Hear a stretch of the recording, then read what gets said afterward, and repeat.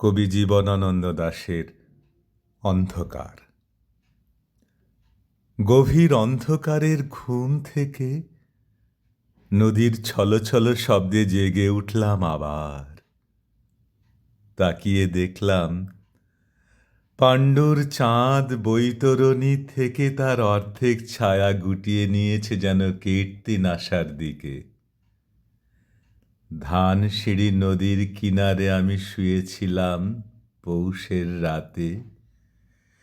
কোনো দিন আর জাগব না জেনে, কোনো দিন জাগব না আমি, কোনো দিন জাগব না আর।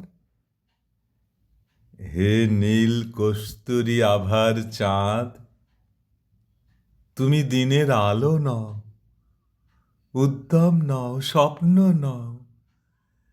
হৃদয়ে যে মৃত্যুর শান্তি ও স্থিরতা রয়েছে, রয়েছে যে অগাধ ঘুম, সে আস্বাদ নষ্ট করবার মতো শেল তীব্রতা তোমার নেই। তুমি প্রদাহ প্রবহমান যন্ত্রণা নও।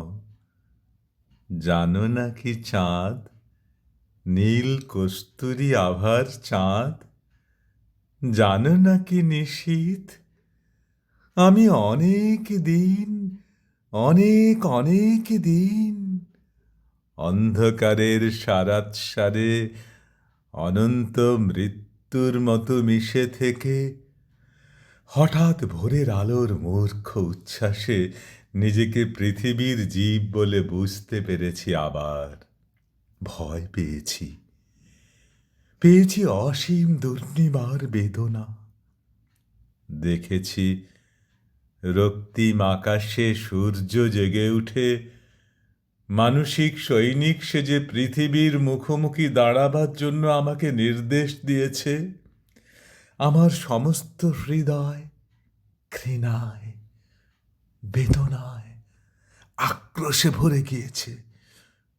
সূর্যের রৌদ্রাক্রান্ত এই পৃথিবী যেন কোটি কোটি শুয়োরের আর্তনাদে উৎসব শুরু করেছে। হায় উৎসব! হৃদয়ের অবিরল অন্ধকারের ভিতর সূর্যকে ডুবিয়ে ফেলে আবার ঘুমোতে চেয়েছি আমি। অন্ধকারে স্তনের ভিতর, যোনির ভিতর অনন্ত মৃত্যুর মতো মিশে থাকতে চেয়েছি। কোনোদিন মানুষ ছিলাম না আমি। হে নর, হে নারী, তোমাদের পৃথিবীকে চিনিনি কোনো দিন।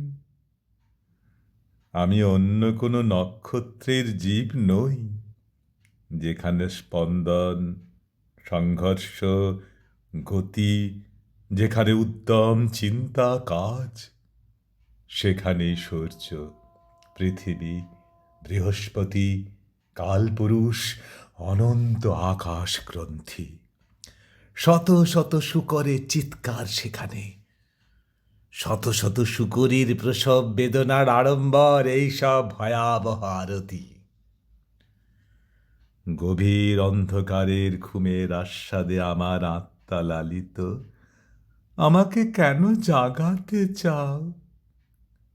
হে সময় গ্রন্থি, হে সূর্য, হে মাঘ নিশীথের কোকিল, হে স্মৃতি, হে হিম হাওয়া, আমাকে জাগাতে চাও কেন?